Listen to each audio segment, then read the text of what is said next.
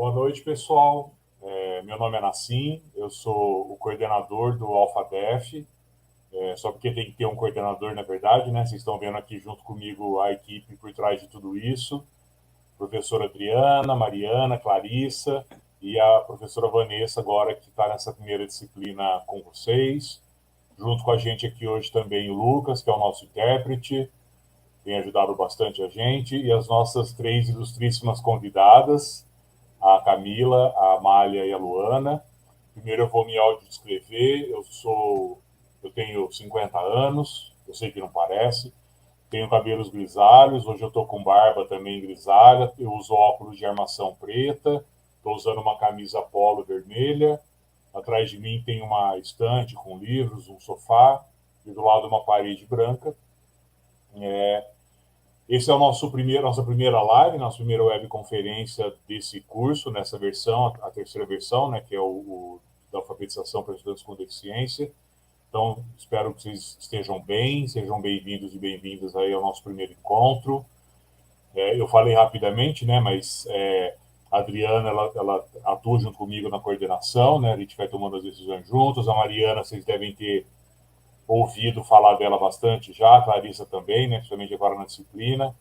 Então eu brinco que a gente é o quarteto fantástico aí do curso, que a gente vai tomando as decisões nos bastidores, mas na verdade é só isso, gente, porque né, tem todos os professores, supervisores, tutores, eles e elas que fazem com que esse curso seja dinâmico, funcione e que você tenha uma boa formação.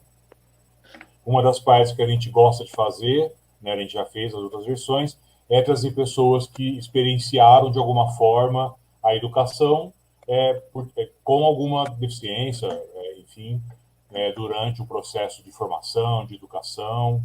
E por isso a gente tem aqui hoje essas nossas três convidadas, a Amália, a Maria Rebouças de Paiva e Oliveira. Ela é graduada em Educação Física pela Unesp de Prudente, é mestre e doutora em Educação Especial aqui com a gente na UFSCar. Atualmente ela é professora de Educação Especial e é mãe do Francisco e do Caetano. Francisco com 5 anos, o Caetano com 2 anos. E o menino mais velho foi diagnosticado, então, com autismo quando ele tinha 4 anos de idade. A Camila Domingues Ferreira, ela é pedagoga, pós-graduada em Educação Inclusiva, Psicopedagogia Institucional, AE, Ludopedagogia e Deficiência Visual. Atualmente trabalha na Prefeitura Municipal de Francisco Morato, é professora no AE na sala de recurso multifuncional, e ela é uma pessoa com cegueira, com deficiência visual. E a Luana Gonçalves de Oliveira, ela fez o curso de informática para a internet no Instituto Federal, integrado ao ensino médio, e ela, pelo que eu entendi, ela pretende agora fazer letras em espanhol, acho que aqui na UFSCar, né, Luana? Boa sorte, a gente torce para que dê certo.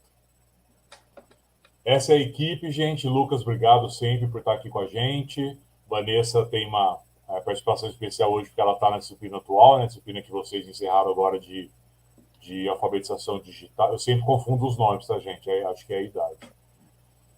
Então, agora eu vou passar a palavra para a Amália, para ela contar um pouquinho, enfim, da história do Francisco. É isso, Amália? Francisco, né? Depois eu vou passar a palavra para a Luana, finalmente para a Camila.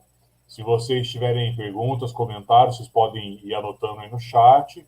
Aí a gente vai tentando registrar de alguma forma e depois apresentar para as nossas convidadas de hoje poderem responder. E, enfim, boa palestra aí para todo mundo, aproveitem. Daqui a pouco a gente fala de novo. Amália, eu vou passar então para você. Obrigado, viu, pela presença aqui hoje com a gente. Obrigada, Nassim. Boa noite, pessoal. Meu nome é Amália. Agradeço imensamente o convite da Adri e do Nassim. Sou mulher, tenho 30 anos, meu cabelo próximo aos ombros, blusa preta, atrás de mim tem uma parede branca e tem uma tatuagem de flor no meu ombro.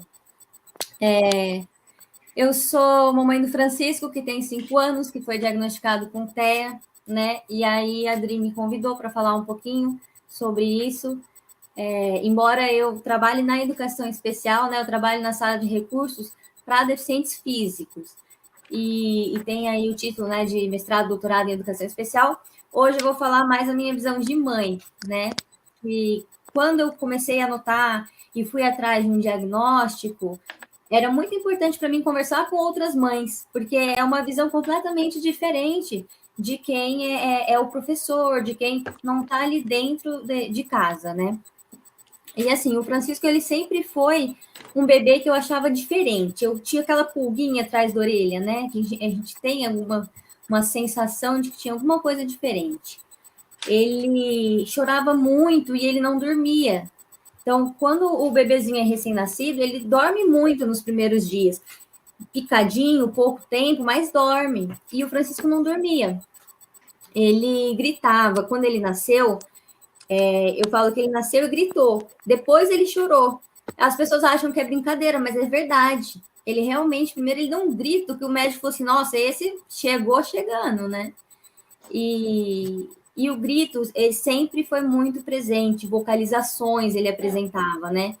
Quando ele tinha 1 ano e meio, mais ou menos, quando ele tinha 1 ano, ele começou a frequentar a creche, né? Então, meu marido é professor da Unesp, ele ia na creche da Unesp. E aí ele começou a ter uns comportamentos que a gente via que não eram típicos. Então, por exemplo, quando ele brincava com os brinquedos, ele não brincava de maneira convencional. Ele virava os carrinhos para ficar brincando com a roda. Inclusive, teve um episódio dele tentar virar um carrinho com um bebê dentro para brincar com aquela roda. E transferiram ele para outra turma, porque como ele já estava andando, acharam melhor não deixar ele perto dos bebês, porque ele tinha uma fixação pelos carrinhos e pelas rodas. A professora me chamou, né? Eu lembro que na época ele tinha 1 ano e meio, 2 anos, e falou que ele gritava muito e ele começou a se morder. Então ele tem um calo aqui na mãozinha de tanto que ele se morde. É assim, é uma autorregulação para ele. Então, ou quando ele está muito feliz, ou quando ele está muito triste, ou quando ele está nervoso, qualquer emoção, ele desconta ali na mão. E aí, a professora veio me falar que ele gritava muito, né? Muitas vezes naquela creche eu chegava e ele estava separado, ele estava excluído. As professoras falavam que, na verdade, que não eram elas que colocavam, que os amigos não queriam ficar perto porque ele gritava demais. E o Francisco é uma criança extremamente inteligente, ativa, proativa, né? Ele conversa, assim, horas e horas. Ele nunca teve problema de atraso por fala, pelo contrário, ele tinha uma fala precoce, o que me levou a duvidar um pouco de ir atrás do diagnóstico, porque como eu nunca tinha trabalhado com autismo, eu tinha aquela ideia errônea de que a criança com autismo não fala. Né? Na verdade, ela tem uma dificuldade de comunicação. E o Francisco tinha essa dificuldade, porque ele falava de tudo, falava muito bem, português corretíssimo, parece que você está conversando com um adulto, mas ele não te escuta. Então, o próprio nome, quando a gente chamava, ele não escutava. Eu começava a fazer umas brincadeiras, tipo assim, ô Gregório, ô José, e ele começava a dar risada. Então, assim, ele sabia, ele estava escutando, não era um problema auditivo. Mas ele não correspondia ao próprio nome. E assim foi caminhando, eu tinha dito para o meu marido assim, enquanto isso não tiver, essas características não estiver atrapalhando o desenvolvimento dele, vamos observar, né? Não sabia também até que ponto eu ser da área da educação especial não estava fazendo com que eu enxergasse algumas coisas, né? Não estava vendo pelo em ovo, né? E ele tinha uma dificuldade sensorial muito grande também. Então, o Francisco não podia cortar as unhas, não podia cortar o cabelo. De pequenininho, ele queria ficar pelado, ele tirava a fralda e a roupa. Então, simplesmente do toque, assim, da roupa, né? Ele tinha muita dificuldade de lidar com tudo isso. A questão da seletividade alimentar não é que ele come pouca coisa, ele come muito bem. Mas ele não aceita algumas texturas, né? Então, por exemplo, aquela textura que é uma textura mais mole, às vezes dá até ânsia de vômito nele. É um reflexo do organismo dele. E aí veio, quando ele fez os 3 aninhos, que é uma idade que a gente começa a ver o desenvolvimento mais realmente social, entrou a pandemia, né? A gente se fechou. e o irmão nasceu. Então, foi muita coisa para o Francisco. E aí, sim, ele começou com muitos comportamentos agressivos, né? Bater muito, judiar muito do irmão. E, assim, não é briguinha de irmão. É situações que são desproporcionais, né? Então, a ponto de pegar uma pedra e jogar na cabeça do neném, sabe? São situações que, para ele não consegue lidar. E ele explode na agressividade. E aí eu falei, não, vamos atrás, porque realmente a gente precisa aprender a lidar. Porque aí, o que acontecia? A gente começou a escutar que a gente não éramos bons pais, né? Que a gente era permissivo demais, que ele era autoritário. E aí a gente, não, vamos procurar uma ajuda, né? Para ver como a gente pode ajudar. O processo do diagnóstico, ele foi muito tranquilo. A gente entrou em contato com a neuro, depois passamos por uma equipe, né? E essa equipe avaliou ele, aí acho que foi umas 8 ou 9 sessões, passou também pela TO, e aí fechou no diagnóstico, né? No diagnóstico de TEA, sem prejuízo intelectual. Deu até uns testes lá que fizeram, que tinha um pouquinho de questão intelectual era um pouco mais desenvolvida do que da idade que ele tinha. E ele é assim, né? É muito engraçado conviver com ele, né? Ele fala umas coisas que você não imagina a criança falando para você. Ele explica sobre coisas que você não imagina que uma criança de 4, 5 anos saiba, como todo o complexo do sistema solar, né? Para dormir, ele gosta de assistir documentários, e muitas vezes ele põe os documentários em inglês. E assim, agora a gente faz um ano que a gente mudou de cidade, e essa nova escolinha aqui, que é municipal, foi assim um divisor de águas, porque o Francisco, ele criou um vínculo muito forte com a professora, a ponto de, no final do ano passado, a escola se mobilizar para não trocar a professora dele e manter ele com a professora. Então, ele criou esse vínculo, que a princípio foi à distância, porque era durante a pandemia, e ele se dá muito bem com ela. Ele continua com os comportamentos assim. Na escola, ele não brinca com todos os amigos. Ele sempre elege um, né? Então, ele tem um ali que é o eleito. E ele se dá com todos os adultos. Então, por exemplo, ele sai da sala para ir ajudar a cozinheira, ele pega o colchão na hora do repouso e leva para a sala da diretora, ele gosta de estar rodeado de adultos. É uma preferência dele. Como eu não tinha outra criança até então, eu não sabia até que ponto isso era porque a gente não tinha no nosso ambiente outras crianças, né? Ele tem bastante estereotipias, então ele faz o flap com a mão, ele tem uma que ele vira um pouquinho o olho para cima, e ele nem percebe que ele faz. Às vezes ele faz assim também, não é bem o flap, mas é para se conter, né? E eu percebo que quando ele está na escola, ele se controla. Então, aí a gente teve um problema, porque esse ano eu coloquei ele no integral, e ele não se adaptou. Primeiro, porque a professora do outro turno não era a mesma professora da manhã, que é a professora com quem ele tem o vínculo. E porque, assim, o que eu percebi, ele é tido pelos amigos como um engraçadão. Então, ele chega fazendo como se essas estereotipias fossem piadas engraçadas, né? E os amigos dão risada. Então, eu comecei a perceber que o tempo todo que ele passava na escola integral, ele passava se controlando para não ter aquele comportamento, porque ele percebia que era um comportamento diferente, né? Era um comportamento que as outras crianças não apresentam. E aí, quando ele chega em casa, depois do dia inteiro se controlando, ele extravasa na agressividade, né? Então, ele voltou a agredir a gente, ele voltou a se morder, nunca parou de se morder, mas com mais frequência, né? E agredir muito o irmão.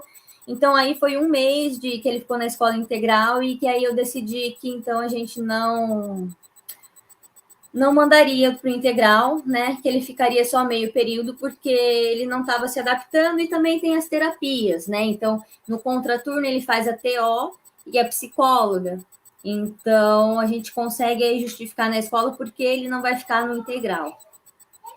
Mas é assim, ele agora tá louco para aprender a escrever e ler, então ele fica pedindo, né, para a gente ler.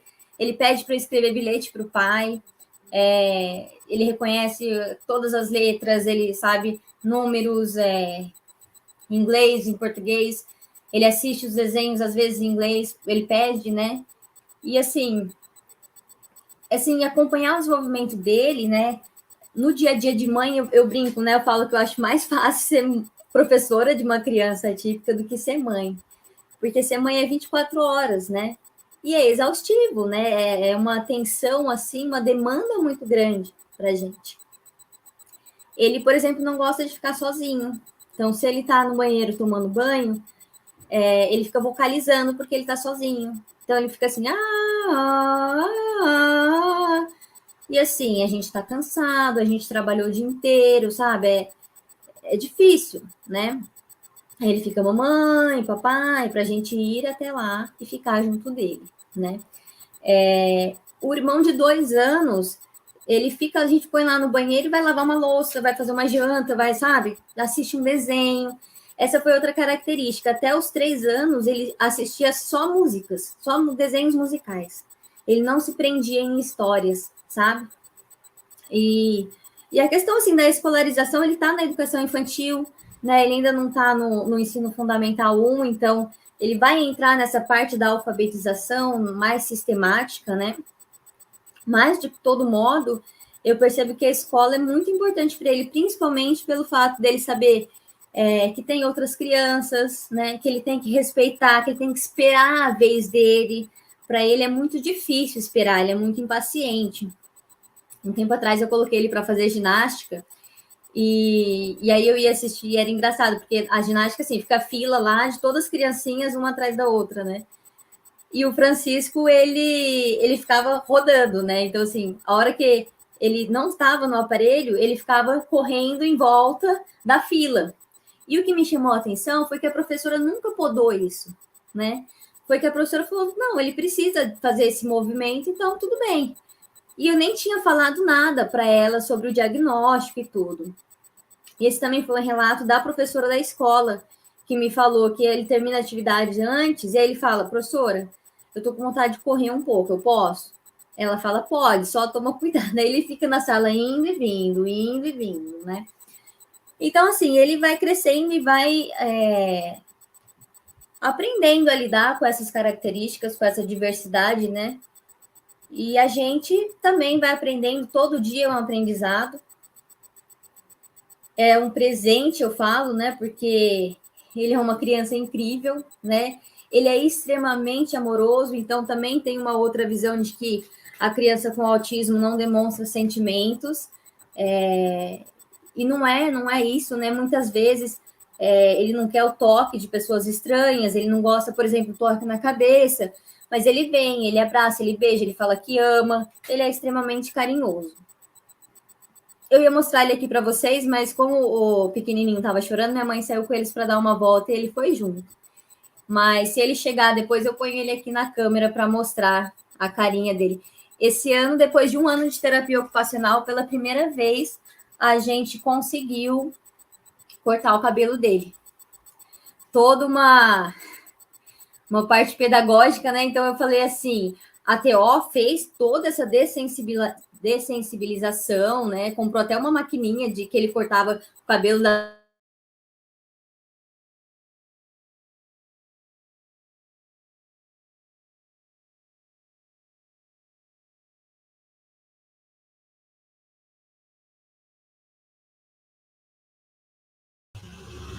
Pessoal, só um segundo, acho que a Amália travou. Vamos aguardar um momentinho para ver se ela retorna.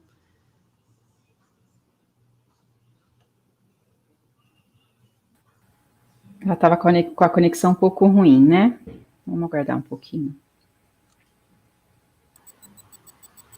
Voltei. Voltou, Amália, obrigada. Pode concluir. Concluindo assim, né? Eu tô contando essa vitória, né? De que foi cortar o cabelo dele pela primeira vez. Aí agora ele também corta as próprias unhas, né? Então ele não gosta que a gente corta, mas então ele mesmo corta e tudo bem. E a gente tem que entender, né? Tem que entender que ele vai ter algumas coisinhas diferentes, né? E que a gente vai se adaptando aí. Espero que ao longo da escolarização aí no fundamental, ele vai o ano que vem para o primeiro aninho, vai iniciar esse processo de alfabetização, né?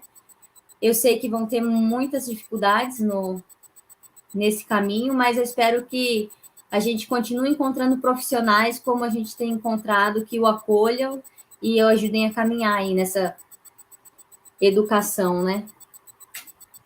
Eu acho que era isso. Eu não sei se tem alguma coisa mais específica que vocês gostariam de saber, mas assim, eu tentei resumir um pouquinho das características do diagnóstico e da escola. Como ele ainda está na educação infantil, não tem muito assim habilidades da escola que eu possa falar, sabe? Amália, obrigada pela sua contribuição, né, pelo seu relato, como mãe, e a Amália também, como já foi apresentada, ela é ela é educadora física, professora de educação especial, tem mestrado e doutorado na educação especial, então ela é uma pesquisadora na área, e ela conta, né, ela como mãe, a diferença que ela como profissional, como pesquisadora, e tendo um filho que foi identificado, né, recentemente com TEA, mas ele tinha TEA, né, como ela já relatou aí desde o nascimento, né, ela contou, né, a diferença de, ao invés de chorar, né, o médico até... E antes de mais nada, né, antes de qualquer coisa, eu vou me audiodescrever. Então, eu sou Vanessa Paulino, atuo como docente de algumas unidades do curso. Eu sou uma mulher de pele parda, tenho 37 anos, estou usando uma blusa xadrezinha de preto e branco, óculos de grau com armação preta, um batom rosa meio avermelhado, e o meu cabelo é longo em rabo de cavalo.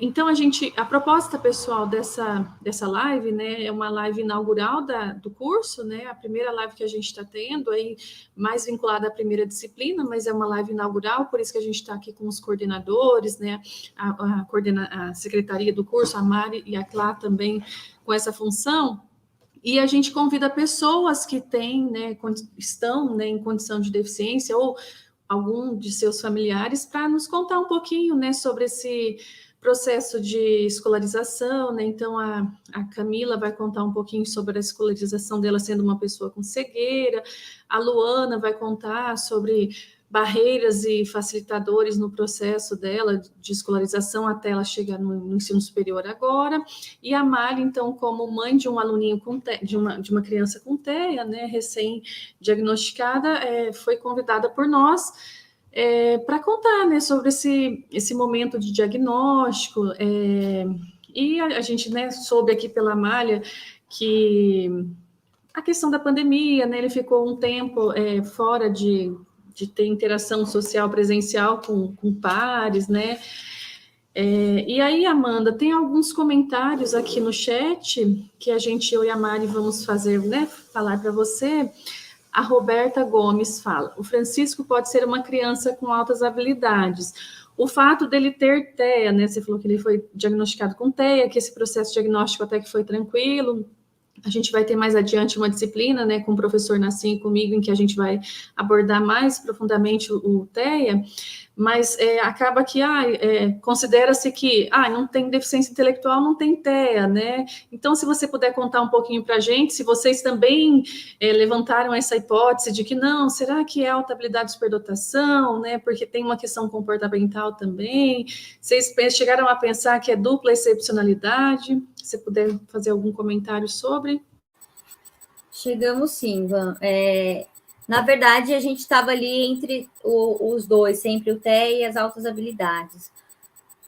Até porque o meu irmão, ele é diagnosticado com altas habilidades, então a gente pensa aí na questão genética. O meu esposo tem TDAH, então, assim, tem um prato cheio, né, para a gente saber onde que o Francisco se encaixa. Mas, assim, o pessoal que fez a avaliação falou que para fazer uma avaliação de altas habilidades, teria que ser percorrer um outro caminho, né?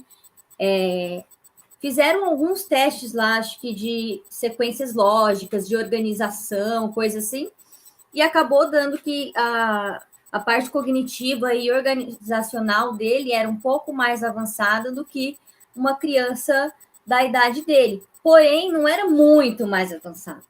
Então, não era uma coisa muito discrepante. Era, sim, um pouco avançado. Talvez por ele ser uma criança que também sempre foi bastante estimulada, né? E aí a gente acabou, assim, quando veio o diagnóstico do TEA, a gente não foi atrás para ver se tinha, então, uma dupla excepcionalidade ou não, né? Mas o que eu percebo é assim, que os assuntos que ele tem, a fissura do interesse, né? Como, por exemplo, astronomia e alguns carros, agora ele está na fase dos carros, né? Então ele sabe o nome de todos os carros, não é só o nome, ele abre o motor, ele fala as peças, né? Então, assim, esses assuntos ele domina muito, e são assuntos que normalmente crianças não têm interesse, né? Mas eu também falo assim, que o meu marido, quando ele pergunta alguma coisa, a gente nunca foi de falar assim, não, isso é de adulto, né? Não, você não vai entender. A gente explica como realmente é aquela coisa. E ele presta atenção, né? E depois ele fala que nem a professora colocou no relatório dele, né? Que ele pega as sementes no parque e vai explicando para os amigos do que são aquelas sementes, né? E como cultivar as sementes. E ele fala que ele aprendeu com o pai, né? Então, assim, ele presta atenção, a atenção não é muito longa, então não adianta a gente querer sentar, achar que ele vai ficar 30 minutos sentado fazendo uma atividade, porque não vai durar 5 minutos, no máximo 6, e aí ele já vai dispersar. É uma coisa que a gente não descarta dele ter aí uma dupla excepcionalidade, né? Mas, assim, eu também não sei até que ponto eu preciso fechar mais um outro diagnóstico, sabe? Eu sempre penso que, assim, o diagnóstico, ele vem para ajudar a gente e para ajudar ele, né? Para a gente conseguir aprender a lidar com essas especificidades dele. E foi muito bom. Eu sei que muitas vezes, para a família, é muito difícil o processo do diagnóstico, a notícia, né? Mas como eu já era da área, para mim, nesse ponto, foi até um alívio. Porque quando veio o diagnóstico, eu pensei, nossa, então eu não estou louca. Então eu não estou, assim, fazendo uma criação errada, né? Então, não, eu realmente tem alguma coisa ali que a gente tem que trabalhar. Então, como eu falei, eu não descarto que ele tenha ali um pezinho nas altas habilidades, mas eu também nunca trabalhei com isso, então não tenho mais informações a respeito. Acabei ficando ali só no TEA mesmo. Alguns profissionais que ele passou, eu acho que foi a TO, me falou sobre um possível autismo de alto funcionamento. Ela falou que poderia ser um possível autismo de alto funcionamento. Como eu não me prendo muito nesses rótulos, eu acabo que não fui muito mais atrás de um outro diagnóstico, sabe? Certo, Amália. Assim, pode comentar, eu imaginei que você gostaria. Obrigado, Van. Primeiro, Amália, brigadíssimo pela sua fala.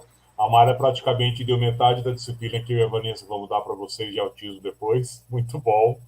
É importante a gente começar a olhar o autismo, não só aquela criança que é agressiva, que não faz nada, que não entende nada, não é isso, né? São vários, por isso o espectro, né? A grande variabilidade. Então, obrigado mesmo, Amália. Seu relato foi bem... E é um relato com dupla função, né? De professora e de educadora e de mãe, então isso é bem rico. Eu fico curioso, Amália, e eu estou começando a entender um pouquinho isso agora. Quando começou a pandemia, o teu menino tinha 2 anos e meio, né? Mais ou menos. 3 anos no máximo. 3 anos, isso. 3 anos. Então, ele praticamente passou 2 anos em isolamento e agora ele voltou para a escola.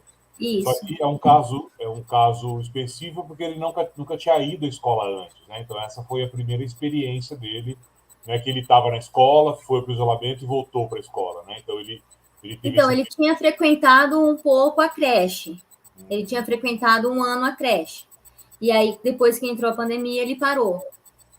E quanto que a pandemia, de alguma forma, influenciou o que ele talvez já tivesse antes para esse momento de volta para a escola, Mária? Se é que houve alguma diferença, alguma perda nesse sentido? Então, eu acho que foi mais comportamental mesmo, né, assim, porque como a gente sempre criou muito livre, muito, vamos caminhar, vamos andar de bicicleta, vamos, né, ia nas praças, soltava ele corria em tudo que é lugar, descia, pulava, subia morro. Imagina pegar essa criancinha e colocar numa gaiola e falar, a gente não pode sair porque tem um vírus lá fora e a gente tem que ficar aqui. E ele sentiu muito isso, né? E aí, ele começou, então, a ter esses comportamentos mais agressivos, mais frequentes. Antes não era tão frequente. Ele tinha o de morder a mãozinha, né? Ele morde a mãozinha dele desde 1 ano e meio. Mas ele não era tão agressivo assim com a gente. E depois que começou a ficar fechado em casa, isso ficou mais evidente. Mas na escola ele não demonstra essa agressividade. Então, ele não agride colegas, ele não agride a professora, né? O máximo que acontece é ele, né, falar, tô muito nervoso. Aí agora a gente conversa e fala assim, então vamos respirar, né? Aí ele respira e fala, passou.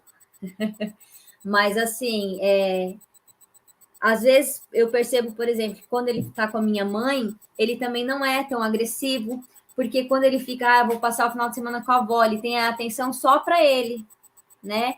Então, ele fica mais direcionado. Agora, no nosso dia a dia, eu tenho que conversar com meu marido para falar do que tem que comprar no mercado, eu tenho que pegar o outro que está tomando banho, e aí esse fuzuê do dia a dia deixa ele mais agressivo. Aí, fechado, então, foi onde os comportamentos começaram a ficar mais agressivos, ficarem mais evidentes. Eu, quando fico nervoso, não consigo voltar tão rápido, não. Ele tá bem melhor do que eu já. Ele está melhorando.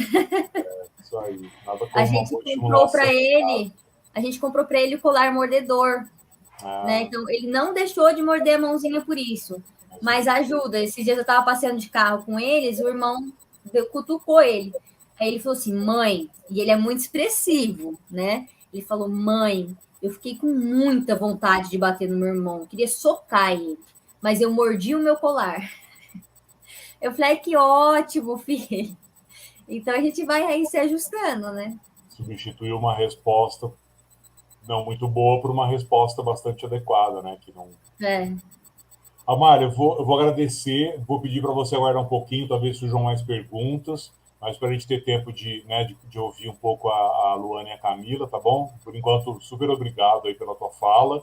Se você conseguir ter uns comentários ali no chat, nenhuma pergunta específica por enquanto, mas aí a gente pode retomar um pouquinho mais tarde, tá bom? tá Obrigado certo, por Nassim. enquanto. Obrigada. Obrigado a você. Então, gente, agora eu queria chamar a Luana. Luana vai falar um pouquinho para a gente agora. Luana, fica à Oi, vontade, tá? gente. Ela fala. Tá bom. Oi, gente. Eu sou a Luana.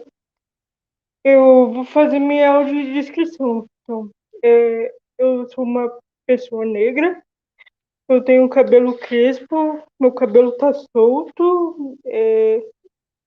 E ele é curto também. E eu tô usando uma roupa cinza e laranja. Então, eu nasci com paralisia cerebral. É, é, eu, eu fui, mas eu fui diagnosticada a partir dos 6 meses. A minha mãe percebeu que eu não ficava, que eu ficava um pouco com a cabeça torta, sabe? Que eu não segurava a cabeça. E ela me levou lá no pediatra e aí eles descobriram que eu tinha uma deficiência. É, sobre a minha escolarização, assim, teve uma vez que até minha mãe contou para mim que ela chegou na sala de aula e a- enquanto as outras crianças estavam fazendo atividade, eu estava lá brincando, lendo um livro, alguma coisa assim, né? Aí ela ficou super brava, porque para ela eu tinha que fazer as atividades igual os outros alunos, né? E, e assim, mas eu nunca tive muito problema com isso, sabe? Porque assim, meus professores, todos os, é, quase todos os professores que conviveram comigo entendiam a minha deficiência, tentavam me ajudar de alguma maneira, entendeu? Às vezes fazia reunião comigo, com a minha mãe, para tentar ajudar, né? E a minha dificuldade mais assim, eu tenho um cognitivo preservado, eu, eu sou inteligente, assim, eu tenho dificuldade em algumas matérias de exatas, mas eu consigo compreender bem as coisas, eu, eu não tenho muito problema eu não tenho problema com cognitiva, mas na parte motora mesmo. E na escola eu precisava muito de um tempo para eu copiar a matéria. Os professores também.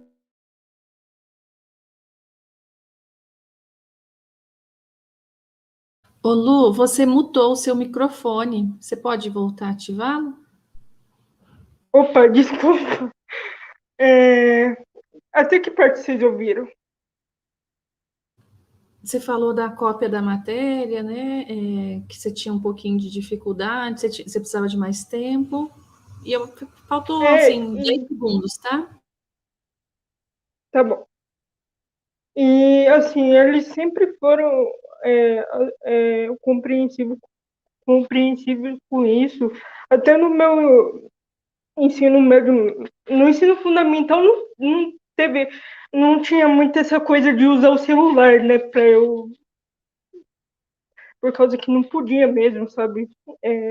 Era mais controlador. Até que eu não tinha um celular no meu ensino fundamental, né? Então, a solução que eles tentavam ou me dar mais tempo para eu copiar as matérias, ou, ou pedir para alguém copiar. Às vezes, até os professores copiavam algo, me deixavam um material imprimido, entendeu? Aí no ensino médio, às vezes deixava o material imprimido, às vezes alguém copiava, ou eu tirava foto mesmo da lousa. Para isso, eles deixavam eu usar o celular, entendeu? E é isso. A minha dificuldade é mais motora mesmo, desenvolver, para eu copiar e escrever, entendeu? E assim, como eu disse, foram pouquíssimas vezes que a minha mãe teve que brigar, algo do tipo. Ele, sempre, tanto os professores quanto os alunos, assim, meus colegas de classe sempre tentavam me ajudar e às vezes me ajudavam até de uma forma que eu não precisava muito, sabe? Mas assim, é, é, desculpa se eu tô gaguejando muito, é porque eu tô um pouco nervosa. Fica tranquila, Luana. Tá ótimo, tá? Eu acho que a gente pode conversar um pouquinho, bater um papo, né? Já que você apresentou, né, a sua vivência enquanto estudante, né? Antes de eu dar prosseguimento, eu vou fazer então a minha descrição rapidamente, para a gente continuar o nosso bate-papo aqui, tá? Eu sou uma mulher branca, de cabelos um pouco abaixo do ombro, cabelos castanhos, com umas mechas loiras. Eu uso um óculos de aro vermelho e um fone de ouvido com o microfone acoplado. Eu uso uma blusa de crochê azul e ao meu fundo tem umas portas de armário. Luana, eu queria te agradecer pela sua participação hoje aqui conosco. E é sempre muito bom a gente ver histórias de pessoas que conseguiram, né, frequentar, né, o ensino que é por direito, a escolarização que é por direito, que a gente sabe que muita criança, muita gente ficou fora desse sistema, né, por muito tempo, por ter alguma deficiência, né, e como você comentou, a sua deficiência, a paralisia cerebral, uma deficiência física, né, mas que muitas vezes as pessoas podem confundir, né, com uma deficiência intelectual, né, porque às vezes você tem a dificuldade de falar, ou então de pegar o lápis, né, ou mesmo na sua locomoção, E muitas vezes as pessoas acham que você, né, o seu cognitivo não está preservado, você não tem condição de frequentar uma escola e fazer as mesmas atividades que os seus colegas, né? Então, o relato que você trouxe, né, que a sua mãe ficou brava, e a sua mãe está certíssima, né? Então, às vezes, você não poderia ter um pouco mais de dificuldade para segurar o lápis, do jeito que os seus colegas seguravam, né? Mas alguns ajustes poderiam ser feitos para você fazer a sua atividade como seus colegas, né? Então, na época, não se utilizava o computador, que a gente fala que hoje veio para facilitar muito, né? O tablet, o celular, o computador, que facilita nessa questão do tempo, né? Para você copiar matéria, mas você também traz um relato de algumas atividades, de algumas práticas que foram feitas na escola, que conseguiram contornar em partes, né, essa sua dificuldade. Então, quando você fala que você pôde tirar foto do conteúdo, algum professor deixava atividade impressa, então, assim, muitas vezes não tinha necessidade de você copiar, você estava tendo o conteúdo de uma forma impressa, né? Então, eu acho que isso é importante a gente falar aqui, né, no nosso curso, inclusive, né, nosso curso de aperfeiçoamento, que às vezes os professores ficam, né, quebrando a cabeça, não sabendo como fazer, muitas adaptações, muitos ajustes, né? E você fala de coisas que resolveram, né, a sua dificuldade. Então, cada pessoa é uma, né, é única, a dificuldade também é única, mas as habilidades também são únicas, né? E eu acho que é legal você, né, que, como você comentou, né, que você conseguiu, né? Você já está aí no ensino superior, né? Você superou, né, muitas dificuldades de locomoção, inclusive, que a gente sabe que você faz uso de andador, né? E de cadeira de rodas também. Então, isso também é um dificultador, né? Porque você muitas vezes não tem acesso aos lugares, né? A gente sabe da nossa dificuldade de acessibilidade, o terreno muitas vezes não colabora, né? Para você se deslocar de um lugar para o outro, né? E na escola, como é que foi, né? Você sempre teve condição de se locomover de um lugar para o outro, por exemplo, a quadra, o pátio? Como é que foi essa parte? Então, a minha escola que eu fazia o ensino fundamental, tanto o ensino médio, eles tentavam fazer umas adaptações, sabe, em relação ao espaço. Mas às vezes eu tive algumas dificuldades.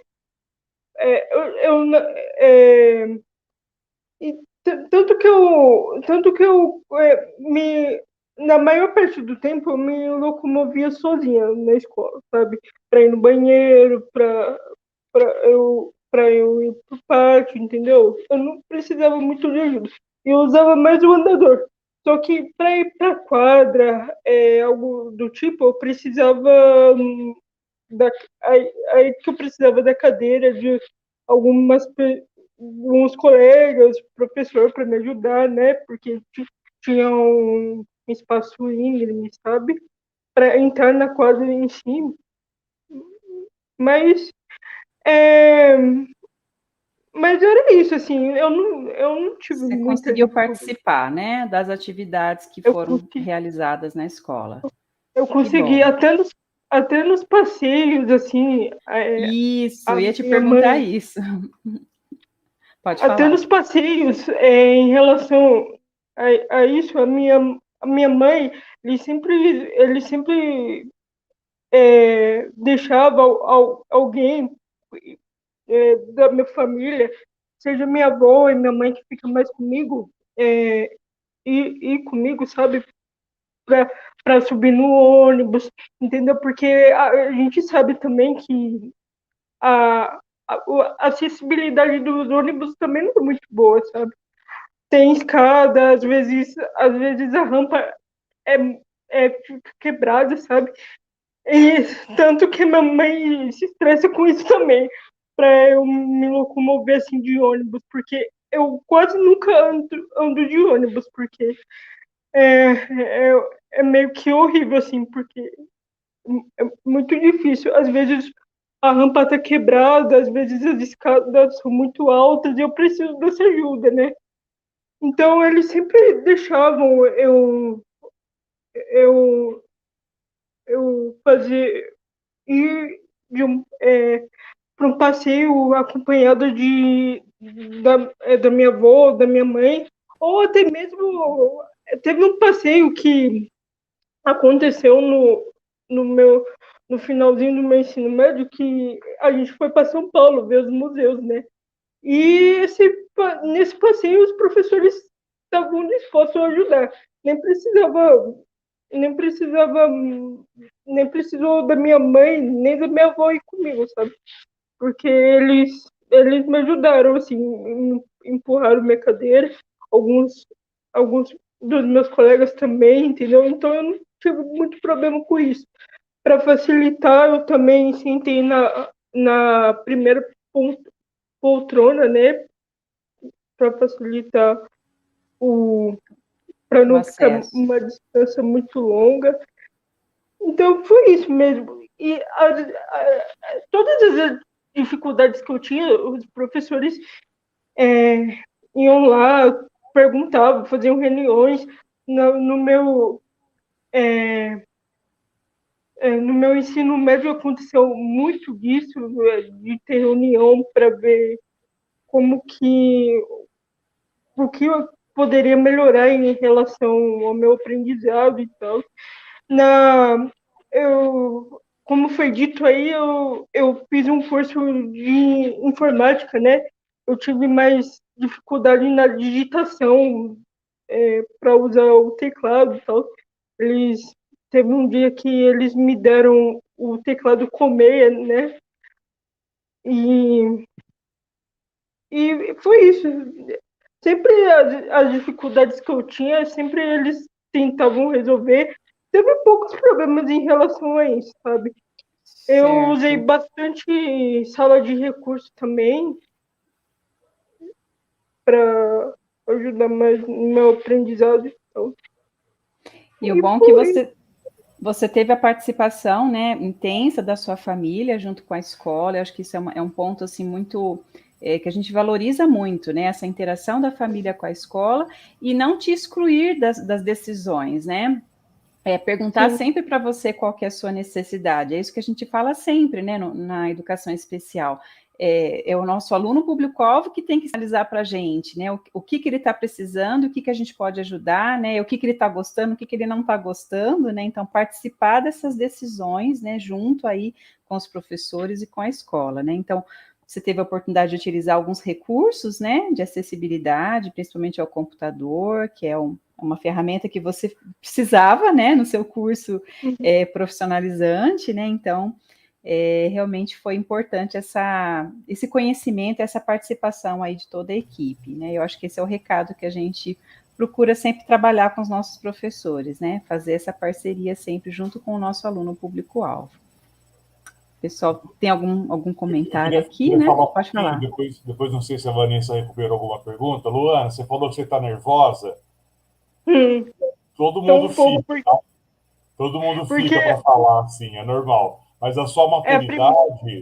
a sua maturidade nos impressiona, assim. Então fica tranquila, a sua fala foi muito correta. O que eu fiquei Obrigada. curioso, Luana, é se você já prestou o Enem alguma vez e como que Sim. foi isso? Se teve alguma dificuldade maior, como é que foi essa história?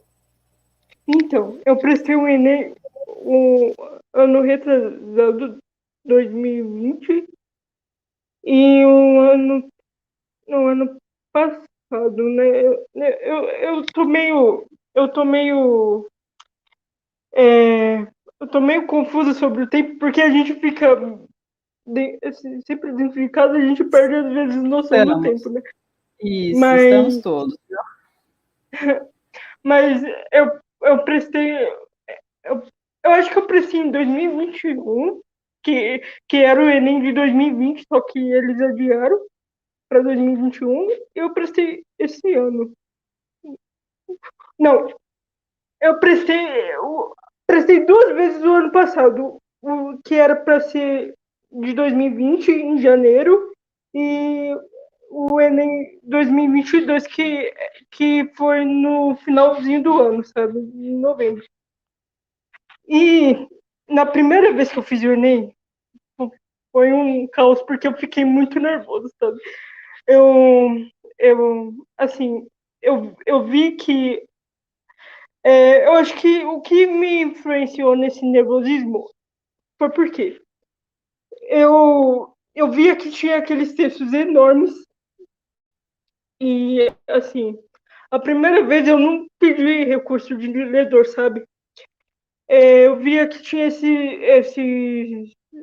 aqueles textos enormes e eu sou um pouco devagar. Eu leio um pouco mais devagar, né? Eu não leio rápido que nem as outras pessoas. E os professores sempre falam para a gente ler, reler, entendeu? Para não marcar a alternativa errada. E, e a questão também que me deixou nervosa foi porque eu demorei muito para fazer as questões por causa da minha dificuldade motora, né, de escrever. Da primeira vez eu escrevi a redação sozinha. Eu não tive como eu não tive o auxílio do ledor, né? Então eu fiquei muito mais nervosa, entendeu? Porque não deu muito tempo de eu fazer as coisas que eu tinha que fazer. Eu achei que não deu muito tempo de fazer as coisas que eu tinha que fazer, né? Então eu fiquei muito nervosa, saí de lá muito estressada, chorando, para vocês terem uma ideia. Eu falei, não, acabou para mim. E eu até desisti de fazer o segundo dia. Eu não fui fazer o segundo dia. Aí eu fiz um ano de cursinho, né? E eu fiz o Enem da segunda vez. Da segunda vez foi mais fácil para mim, porque aí eu pedi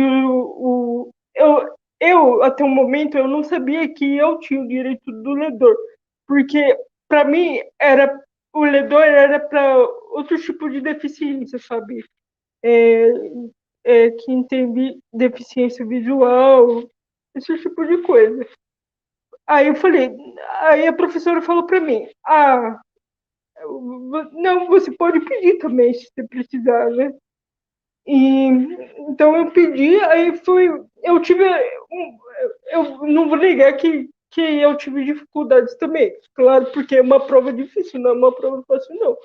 Mas com o ledor, eu acho que eu fiquei mais tranquila. Até na questão de eu ter estudado mais também, eu fiquei mais tranquila. E, assim, eu, eu, eu tive alguns momentos que eu tive dificuldade para eu demorei muito para fazer. Tanto que eu demorei, dessa vez eu demorei um pouquinho para fazer redação, mas, mas aí, com a ajuda do ledor, eu consegui meio que contornar a situação. E eu consegui dessa vez fazer a redação tudo certinho, tudo organizado. A única coisa que não adiantou muito foi a questão das questões. Assim como o ano passado, eu tive que chutar bastante também para eu conseguir terminar a prova toda, sabe? Porque não deu tempo de eu fazer 90 questões, sabe? Eu fiz as que eu consegui mesmo com a ajuda do ledor e tudo, sabe? Eu até, depois que terminou o Enem, eu até comentei isso com um professor de física meu, que, que a quantidade de questões são muito grandes, sabe? São muitas questões. E a gente conversou, não sei, talvez numa reforma de diminuir essa quantidade de questões, sabe? Mas foi isso que aconteceu. Apesar de algumas dificuldades, eu, eu consegui fazer mais cômodo dessa vez, e tanto que eu entrei para a universidade agora e eu fiquei bem feliz, né? Porque é uma coisa que eu almejei, assim, uma das principais coisas que eu almejei. Minha família também ficou super feliz, minha mãe também, que sempre me acompanhou nos processos, entendeu? E foi uma vitória, assim, para mim. Nós estamos felizes por você também, Luana, muito felizes mesmo. E esse relato teu é importante, né? A gente discute muito a questão do acesso da pessoa surda, né, do surdo ao vestibular, Mas não é só isso, né? Tem outras deficiências que precisam, por exemplo, do ledor. Então, isso sempre é importante a gente discutir, entender como que é mais fácil. Afinal de contas, o Enem tem que ser acessível a todo e toda estudante que queira entrar na universidade, né? A universidade, apesar de não dizerem isso, a universidade é sim para todos e é sim para todas, né? É isso. Uhum. Luana, eu vou te agradecer de novo, vou chamar a Camila para ela falar um pouquinho, tá? Porque já são 8 horas, e aí depois, se der, a gente volta, se tiver alguma dúvida, para você falar mais um pouco, tá bom? Super Tá obrigado bom. de novo, viu? Eu que agradeço. Arrasou. Agora, Camila, vou passar a fala para você. Obrigado também por estar aqui com a gente. Só te avisando que o enquadramento aí tá tudo certo, tá bom? Fica super à vontade aí. Obrigado, viu? Obrigada. Boa noite. Primeiro eu vou me descrever também, né? Eu sou uma mulher branca, tenho cabelo castanho, comprido. Estou usando uma regata de tons pretos e vermelhos. Se eu errar, pode me corrigir. O meu olho é um pouco azulado, devido à deficiência visual. E atrás de mim tem um armário do escritório que eu estou. Então, eu nasci com aniridia, que é a ausência congênita da íris, né? Eu não tinha íris. Os médicos não conseguiram detectar, né, que eu tinha baixa visão. Então, com 2 meses, meus pais, minha família correram, né, para todos os especialistas, e aí sim que viram que realmente eu não era cega, e sim baixa visão. Aí, ao longo da minha vida, eu fiz várias cirurgias. Quando eu estava começando a me alfabetizar, lá na escola municipal mesmo, na escola pública, eu tive que sair para fazer uma cirurgia de catarata, e isso me deixava bem triste, enquanto aluna, né, eu sempre quis aprender e acontecia de ter que fazer esses tratamentos. E quando chegou o primeiro ano, a primeira série, que na minha época ainda era série, eu fui para a escola pública, a mesma que o meu irmão mais velho estudava. E lá, a minha família não tinha muito a ideia que a baixa visão era deficiência naquela época. Achavam apenas que eu tinha que usar um óculos e que isso ajudaria. Mas, na verdade, o óculos nunca conseguiu me ajudar. Não tinha correção óptica, no meu caso. E na escola pública eu sofri bastante. Foi uma semana bem difícil. Os professores me colocavam no final, porque eu era alta, né? Eu ficava no final da sala e eu não conseguia fazer lição, não conseguia ler na lousa. E isso começou a me desesperar. E a minha mãe percebeu e me colocou na escola particular. E aí sim, eu fiz o reforço por conta das cirurgias que eu havia feito, então eu fiz os reforços e já me alfabetizei. Tinha dificuldade para ver na lousa, mas ainda conseguia. Usava óculos de grau bem forte, mas isso também não era visto como deficiência ainda na escola particular.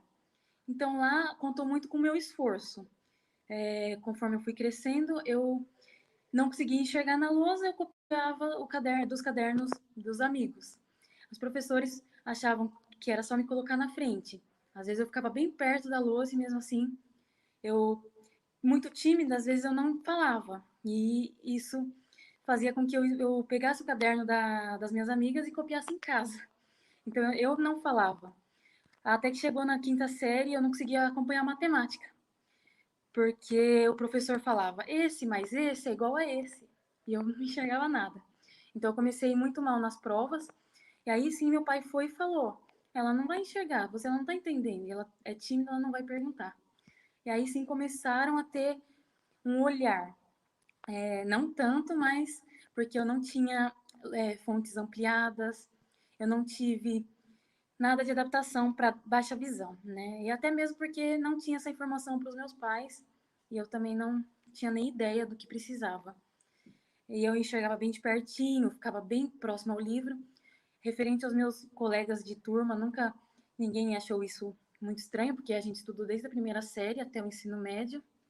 E eu me recordo bem que no ensino médio teve um professor que notou como que era a minha dificuldade e ele começou a fazer, ao invés de lousa, ele começou a usar o slide. Então ele aumentava, colocava contraste nos slides, professor de biologia. Então, isso ficou bem, assim, para mim, como uma referência mesmo, um modelo de profissional, e enquanto que era meu sonho também ser professora. E continuei copiando das minhas colegas, continuei me esforçando, fui uma boa aluna, mas nesse meio tempo fazendo cirurgias. Então, eu tive catarata, tive descolamento de retina, tive glaucoma, e numa aula de matemática, quando eu tinha 15 anos, a minha retina descolou do olho direito. Fiquei afastada novamente, fiz a cirurgia, mas a visão não voltou do olho direito.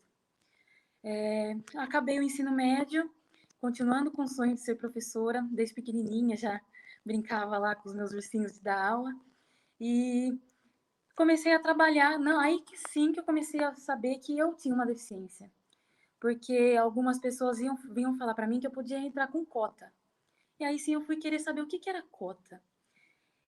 E aí eu fiz o currículo, coloquei lá que eu tinha deficiência visual, mas baixa visão, que aí sim eu fui perguntar para o meu oftalmo, e ele falou, realmente, pode colocar que você tem baixa visão, você enxerga 20% apenas. Então, isso já era considerado deficiência. Então, eu consegui entrar na rede do Pão de Açúcar, e lá eu comecei com um salário a pagar a minha faculdade. Quando eu entrei no primeiro semestre, eu ainda era baixa visão. Quando eu fui fazer a prova do vestibular, também fiz Enem, não pedi também, não sabia que podia ter a fonte ampliada ou o ledor, não sabia. Então, eu fiz o vestibular bem de perto, não tinha um tempo maior também, então demorava também para ler, porque a fonte tinha que ser grande, então, mesmo assim, quando ela era muito pequena, eu usava uma lupa, e nessa lupa também eu ia muito devagar, mesmo se fosse só com a lupa. Então, eu demorava, mas consegui passar no vestibular, entrei na faculdade em 2012. E a minha visão começou a ficar bem pior. Eu estudava de noite e eu percebi que não estava conseguindo andar na rua direito e estava percebendo manchas de sangue. Então, continuei com os tratamentos e o médico detectou que a minha retina estava ficando muito fina, do olho esquerdo. Então, ele perguntou para mim, como já era de maior, se eu decidiria fazer a cirurgia ou aguardar a visão, eu perder a minha visão futuramente. Eu, para não querer me arrepender, né, eu aceitei fazer a cirurgia. Quis fazer em julho, porque era férias da faculdade e férias do trabalho. Fiz a cirurgia de retina, colei a retina, ficou colada, mas a visão não voltou. E passaram alguns meses, o médico achava que estava com sangue, mas passaram 2 meses e ele falou, agora é para sempre. Então, eu tive que passar por um processo de aceitação, de reabilitação. Eu fiquei bem mal os primeiros meses, mas depois disso eu falei, não, eu preciso voltar para a faculdade. Eu só perdi a visão. Eu tenho o meu cognitivo preservado, eu tenho os meus braços, minhas pernas, então eu vou conseguir estudar sim, de alguma forma. E aí sim que meu pai foi procurar como que cego lia. Aí ele viu o braille, sabia mais ou menos, mas não tinha nem ideia como que funcionava. A gente foi atrás de máquina, e eu fiz a minha reabilitação, aprendi o braille rapidamente, a mexer com software de voz, e nesse meio tempo indo da faculdade, para não ter que trancar. E consegui concluir a faculdade, passei por várias barreiras na faculdade mesmo, diferente lá da escola, né, que eu conseguia me esforçar, agora não tinha mais, eu tinha a barreira da visão. Então eu precisava de ledor, então eu já tive que brigar por causa de ledor que eles não me davam, queria que meu pai fosse meu ledor, e eu falava que ele não trabalhava lá, que era direito meu, né, as atividades PDFs desbloqueados, eu mostrava a lei que podia, que conteúdos de português, de matemática, dos autores que eram bloqueados tinham que ser desbloqueados, então passar também a escanear e passar para TXT. Então, algumas adaptações que eu mesma fui falando conforme eu fui aprendendo também do que eu precisava. E consegui concluir a faculdade. Depois eu fiz o concurso, passei um concurso do estado de São Paulo. Infelizmente, não fui aceita, foi indeferido devido à minha deficiência visual. Ainda estou entrando com o processo, né? Porque estava lá a cota, fiz a prova em braille, tive ledor. E na hora da perícia eu passei por preconceito mesmo, assim. E pensei que não ia conseguir ser professora. Até que eu passei aqui no município de Francisco Morato, que é perto da minha casa, que é em Franco da Rocha. e passei em primeiro lugar e atuo até hoje na sala de recurso multifuncional. Um pouquinho da minha história. Camila, obrigada pelo seu relato. A gente está aqui com vários comentários, né, dos que estão nos assistindo agora, te dando parabéns, né, pela sua trajetória, e várias pessoas fazendo perguntas, né, e a gente vai fazer algumas perguntas aqui agora, que foram trazidas lá no chat, tá? Uhum. A Claudilene pergunta: você, quando era criança, não se aceitava enquanto deficiente? Tem um aluno de baixa visão de 8 anos que não se aceita como deficiente visual e recusa usar óculos. E você primeiro relata, né, que você tinha baixa visão, que demorou, né, um tempo para identificar que aquela condição visual que você tinha, né, não era uma condição de deficiência visual. E o quanto esse conhecimento foi importante até para você, né, ter acesso aos direitos que você tinha, né, como as políticas de cotas, né, para ingresso no mercado de trabalho, também para ter direitos, né, que você falou, você nos contou aí no ensino superior, que você passou, você saiu de uma situação em que você tinha que se adequar, né, você teve que se esforçar, né, e não é para ser assim, né, quando a gente fala na perspectiva inclusiva, né, que não é o aluno que tem que se adequar, igual acontecia na perspectiva da integração, é exatamente isso, né, não é você que tem que se esforçar para funcionar, né, como os seus pares, não, o contexto tem que fornecer os recursos que forem necessários para facilitar, né, o seu acesso ao conhecimento, o seu acesso à informação. Então, esse relato que você nos traz, você mostra essa trajetória histórica, né, e até a sua identificação enquanto pessoa com deficiência, e o quanto essa identificação foi importante e né, na sua vida, para você ir à luta, né, pelos seus direitos. A gente sabe que a condição não vai estar posta, né, então, como você mesma disse, né, conforme eu fui aprendendo sobre a questão de ledor, né, do PDF, que pode quebrar o PDF, né? A gente sabe que quando é para acesso de pessoas com deficiência visual, né, para produção em braille ou PDF, não existe direito autoral no Brasil, tem essa liberação. Então, foi muito rico tudo que você nos trouxe, viu, Camila? Fica à vontade para nos contar mais um pouquinho. Sim, então, eu tinha aniridia, eu tinha não, né, eu tenho. Eu nasci sem a íris, isso foi uma coisa que era nova, tanto para os médicos como para minha família, não tinha ninguém na minha família com deficiência visual. E os médicos falaram na época que era 3% da população do Brasil, né? Então era muito raro. Hoje em dia que a gente vê mais falar sobre isso. E ninguém contou para minha família que eu não podia ser exposta ao sol, aos raios ultravioletas, que eu não tinha que usar um óculos escuro. E eu tinha um óculos de grau, mas ia para a praia, ia para o parque, andava no sol, e isso foi fazendo que eu tivesse catarata. Só que nunca ninguém disse para o meu pai ou para minha mãe que eu enxergava 20% e que isso era uma deficiência. Então eu nunca tive carteirinha, eu nunca tive nenhum acesso como deficiente, porque tanto meu pai como os médicos até poderiam saber, mas a informação ainda não era clara. Eles achavam que colocava o óculos e eu enxergava muito bem. E para mim era um vidro. Era simplesmente um vidro. Então eu não sabia que eu tinha deficiência. Eu ficava muito triste quando era criança, porque o meu irmão enxerga perfeitamente, meus primos, e eu via eles fazendo coisas que eu não conseguia. Eu não conseguia pular em lugares, não conseguia fazer trilhas, não conseguia. Eu nasci no interior, não conseguia ver passarinhos. Então eles falavam: olha o passarinho, que lindo! É lindo! Mas eu nunca enxerguei. Às vezes eu mentia. Eu até falo para os meus alunos: olha lá, hein? Eu sei o que você está pensando. O professor: você está enxergando, Camila? Tô. Ficava rabiscando o caderno. Meu pai: você está enxergando a placa? Tô. Então eu não entendia que isso era uma condição, mas também tinha vergonha perto dos outros que eu cresci que não tinham, né? Então eu tinha muitas barreiras que ninguém conseguia saber como que podia me ajudar. Então foi isso, assim, na minha infância.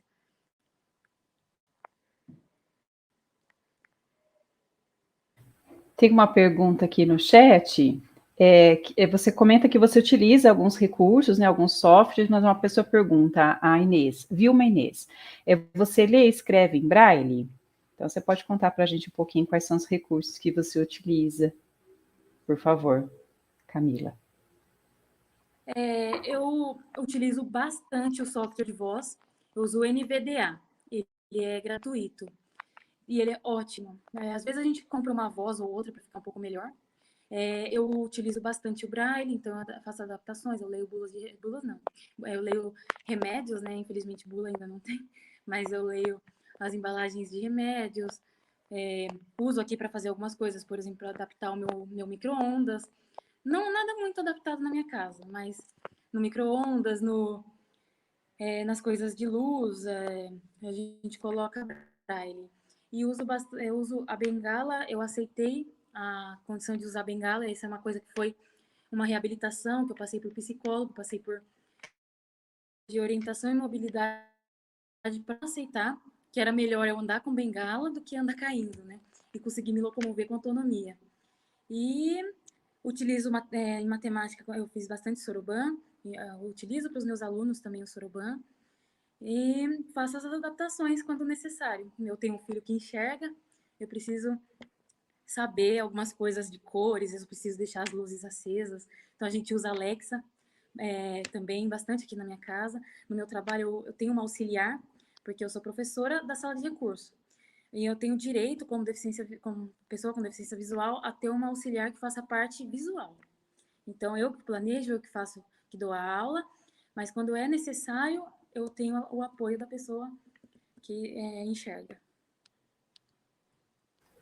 Obrigada, Camila. Excelente esse seu relato, porque assim a gente vê de pessoas que realmente são usuárias, né? É difícil a gente falar, você pode usar isso, você pode usar aquilo, vai dando sugestões dos recursos, mas quando uma pessoa utiliza, né, por experiência e diz, né, o que é bom, o que não é para ela, isso para a gente é muito bacana. Tem uma pessoa que está perguntando sobre a sua atuação. Você, como professora de sala de recurso, ela está perguntando qual é o público que você atende, né? E você comentou agora que você tem esse suporte, é isso? Uma professora auxiliar, né? Isso. E quando eu entrei, né, no concurso, eu sou efetiva, eu atuei na sala de educação infantil. Eu sou professora de educação infantil, então eu tinha 24 alunos sem deficiência e tinha o apoio também da auxiliar, que todas as professoras têm no caso. Só que com o meu projeto e com as minhas formações, pós-graduações, aí tem aqui a área de educação inclusiva que a gente manda um projeto. Então, eu mandei o projeto e eu estou desde 2017.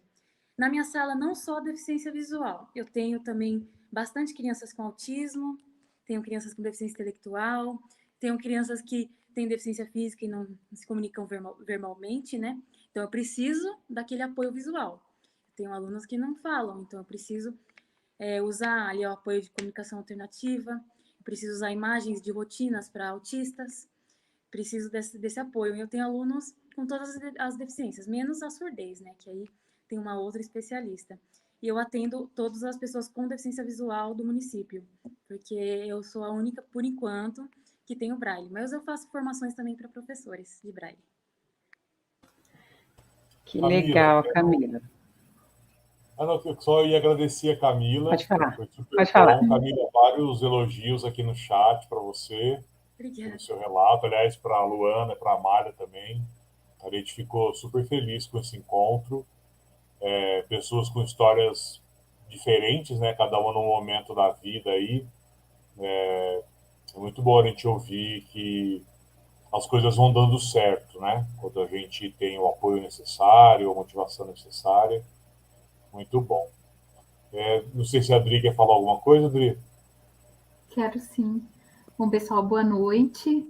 É um prazer estar aqui. Eu vou fazer rapidamente minha audiodescrição. Eu sou uma mulher de 50 anos, de pele clara, cabelos acobreados, avermelhados.